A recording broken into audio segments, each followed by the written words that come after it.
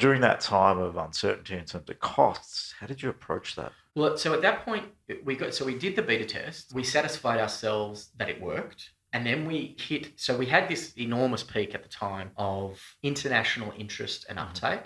And so at that point, we had about 35 countries around the world who were wanting to start MiVote chapters, which we never anticipated that would happen. And we were standing on platforms and giving speeches, spoke at World Economic Forum, we spoke at March for Our Lives with Emma Gonzalez and David Hogg. We were on stages we never imagined we'd be as well. And so this whole thing just kind of exploded in 24, 36 months. And we were meeting heads of state and governments and people. Why do you think that is? I think there was some first mover advantage component to it. So we had been in the space longer than others. We were also the first people to actually build what everybody was talking about. So there were a ton of other digital democracy movements who were talking about how blockchain could do it, but hadn't actually built anything yet. I think the other thing is that our model is a holistic approach, whereas others were sort of targeted pinpoint interventions.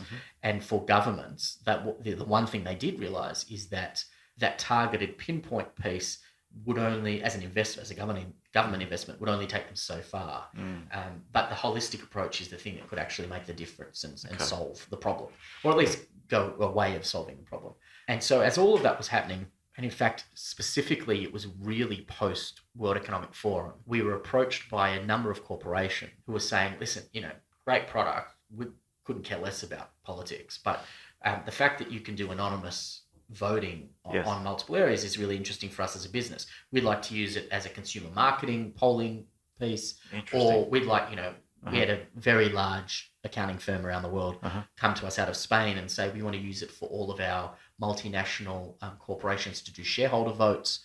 And so all of a sudden they're saying, we want to license the product from you, but not use it for politics. So as a board, we had to sit back and go, well, we can't take the money because we're constitutionally not allowed to take corporate money. What are we going to do? So we then came together and said, right, what we're going to do is decouple the technology and spin it out effectively.